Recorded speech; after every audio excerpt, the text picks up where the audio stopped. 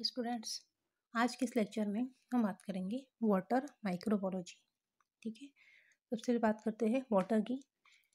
Water का जो निर्माण हुआ है वो हाइड्रोजन के 2 मॉलिक्यूल्स एंड ऑक्सीजन के 1 मॉलिक्यूल्स के मिलने से होता है। प्राय ह्यूमंस इस वाटर का यूज़ मेनी पर्पस के लिए करते हैं, जैसे ड्रिंकिंग एंड इंडस्ट्रियल पर्पस के लिए पर्टिकुलर इसका यूज़ करते हैं।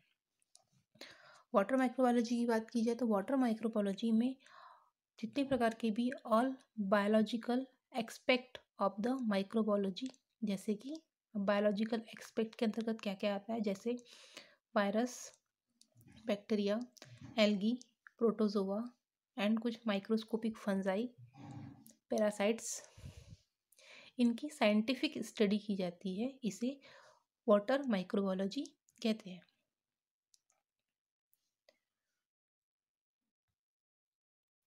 इसके इम्पोर्टेंस की बात की जाए तो जो इसका इम्पोर्टेंस है, ऑल लाइफ ऑन अर्थ पे जितनी भी लाइफ डिपेंडेंट है वो किस पे डिपेंडेंट है, हमारे वाटर पे डिपेंडेंट है। इसके अलावा इसका जो यूज़ है मेनली ड्रिंकिंग के लिए, इरिगेशन के लिए, फिशर्स के लिए, इंडस्ट्रियल पर्पस के लिए, ट्रांसपोर्टेशन के लिए एंड वेस्ट डिस्पोजल में इसका यूज़ किया जाता है।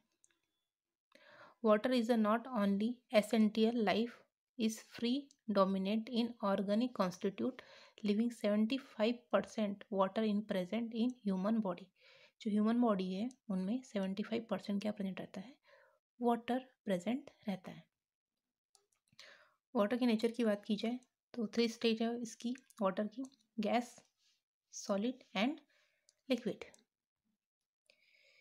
उसकी कंडीशन की बात की जाए कि कहाँ पर्टिकुलर जो वाटर है उसका परसेंटेज कितना होता है, तो ओशियन में कितना होता है, पोलर आइस कैप्स में कितना होता है, ग्लेशियर्स में कितना होता है, आइस फील्ड्स में कितना होता है एंड आइसलैंड्स में कितना होता है ना। तो इसकी बात की जाए तो जो ओशियंस है उसमें 97% ऑफ द हाइड्रोस्फीयर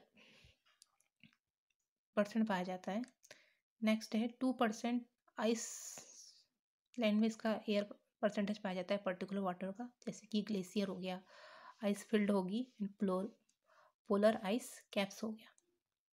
नेक्स्ट 0.02% पाया जाता है हमारे आइसलैंड सरफेस ऑफ वाटर में, जैसे कि हमारा लेक्स हो गया एंड रिवर्स हो गया। तो इतने भाग में हमारा पर्टिकुलर वाटर्स क्या होता है, प्रेजेंट होता है। देन हम बात करते हैं टाइप्स ऑफ वाटर की कि कितने प्रकार के वाटर होते हैं। तो वाटर जो है मेनली 4 टाइप्स के होते हैं। फर्स्ट है एटमॉस्फेरिक वाटर, जिसके अंतर्गत रेन वाटर, स्नो वाटर, और इस पर्टिकुलर वाटर में कुछ suspended particles and airborne bacteria present होते हैं। सरफेस वाटर की बात की जाए तो उसमें माउंटेन, रिवर वाटर्स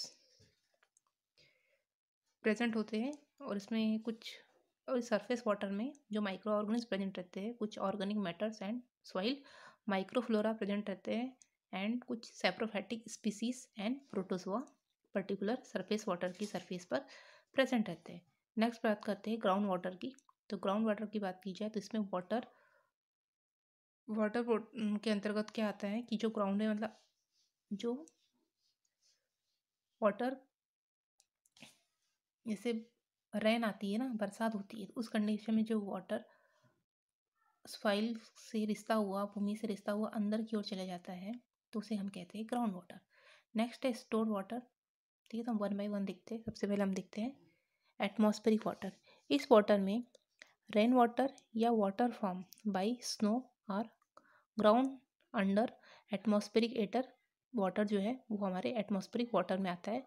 स्पेशली जो रेन वाटर हो गया या रेन वाटर की बाई द स्नो फॉर्म में हो गया, या फिर जो पर्टिकुलर एटमॉस्फेरिक वाटर जो आएगा उसे कहते हैं हम एटमॉस्फेरिक वाटर। जो एटमॉस्फेयर से प्रेजेंट है उसे कहते हैं एटमॉस्फेरिक वाटर। जैसे कि आपको यहाँ दिख रहा है, जैसे बारिश हो रही है ना, तो वो क्या है हमारा एटमॉस्फेरिक वाटर।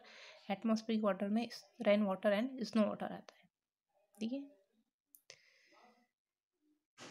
नेक्स्ट है सरफेस वाटर। नदियों का जल है ना, माउंटेन वाटर, रिवर वाटर, ये सब किसके अंतर्गत आते हैं, हमारे सरफेस वाटर के आते हैं। जो सरफेस पे प्रेजेंट रहते हैं इसलिए उसे सरफेस वाटर कहा जाता है। और इस वाटर में पर्टिकुलर कुछ सॉइल माइक्रोफ्लोरा, प्रोटोजोआ और कुछ some species saprophytic species present होती है। नेक्स्ट है ग्राउंड वाटर।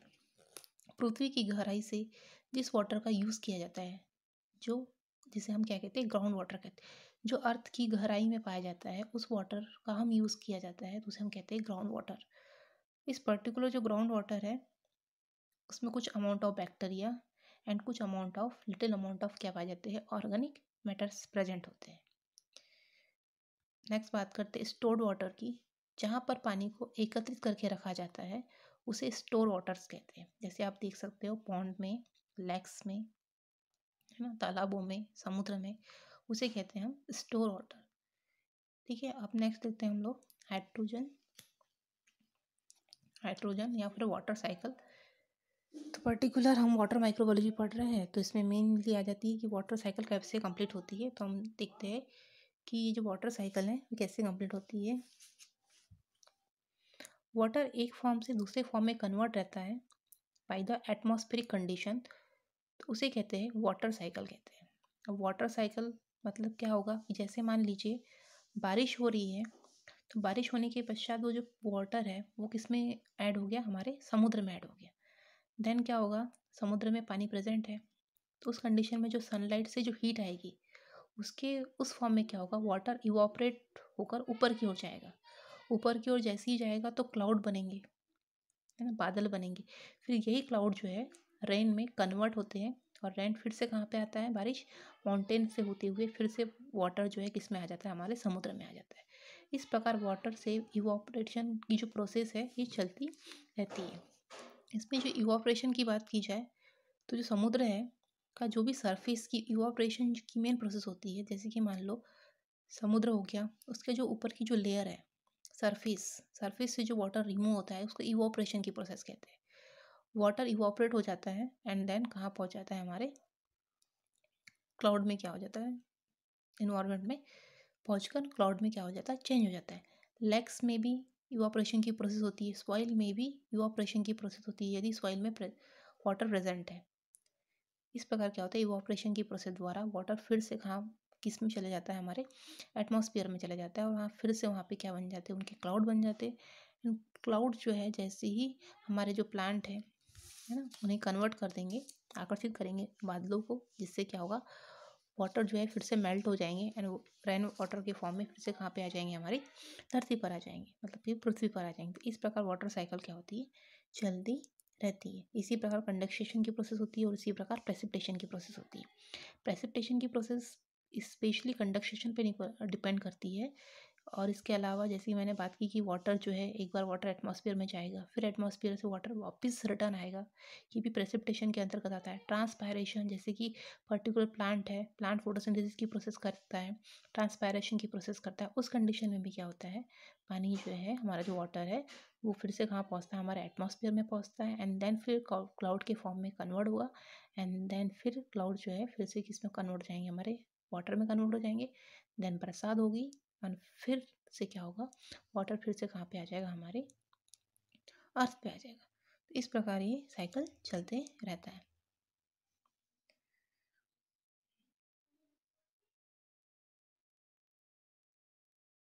देखिए यहाँ पे दिखा हुआ स्ट्रक्चर बना हुआ है।